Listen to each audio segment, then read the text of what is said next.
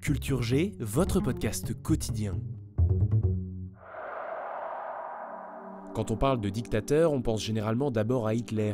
Et pourtant, il n'est pas le premier de ce classement. C'est horrible, mais c'est de la culture générale. Voici le top 5 des dictateurs les plus meurtriers des temps modernes. Juste pour faire le point, je vous redonne la définition d'une dictature. Une dictature, c'est quand les gens sont communistes. Déjà, qu'ils ont froid, avec des chapeaux gris et des chaussures à fermeture éclair. Plus sérieusement, on appelle dictature un régime politique dans lequel tous les pouvoirs sont concentrés entre les mains d'un seul homme, le dictateur, ou d'un groupe d'hommes, une junte militaire par exemple. Ces dirigeants se maintiennent au pouvoir par la force et ils répriment l'opposition de manière arbitraire et autoritaire. Allez, c'est parti, la palme du dictateur le plus monstrueux revient à Mao Tse-tung. En Chine, de 1943 à 1976, ce dictateur communiste a tué entre 65 et 70 millions de personnes. S'il est difficile d'être certain de ce bilan macabre, c'est l'estimation la plus répandue chez les historiens. La médaille d'argent est pour Joseph Staline, le dictateur communiste à la tête de l'URSS. Entre 1922 et 1953, il a ôté la vie à plus de 23 millions de personnes.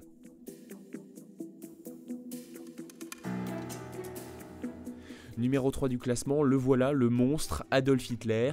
On ne le présente plus. Entre 1934 et 1945, il met en place une extermination raciale et tue plus de 11 millions de personnes. Un bilan que l'on pourrait même élargir à toutes les victimes de la Seconde Guerre mondiale. Et là, ça fait plus de 60 millions d'hommes, de femmes et d'enfants.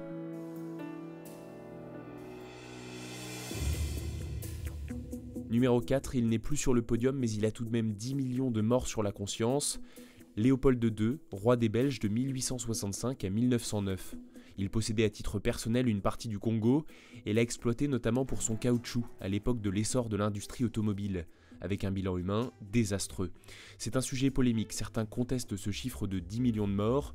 Si cela vous intéresse, je vous invite à aller lire les articles, reportages et enquêtes réalisés sur le sujet. Je laisse tout de même le dernier mot à un contemporain de Léopold II, l'écrivain Arthur Conan Doyle, qui écrivait ces mots en 1909. Beaucoup d'entre nous en Angleterre considèrent le crime qui a été commis sur les terres congolaises par le roi Léopold de Belgique et ses partisans comme le plus grand crime jamais répertorié dans les annales de l'humanité. Je suis personnellement tout à fait de cette opinion.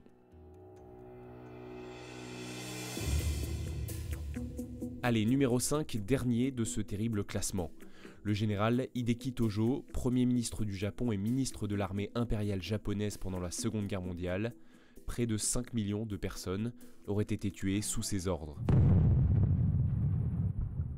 Alors que Mao est mort d'une crise cardiaque, Staline et Léopold II d'hémorragie cérébrale, Hitler d'une balle qu'il s'est lui-même mis dans la tête, Hideki Tojo est le seul de ce classement funeste à avoir été condamné pour crime de guerre et pendu le 23 décembre 1948. Vous avez entendu dans cet épisode un extrait du film OSS 117, Rio ne répond plus. Merci d'avoir écouté ce podcast, n'hésitez pas à le partager et moi je vous dis à demain.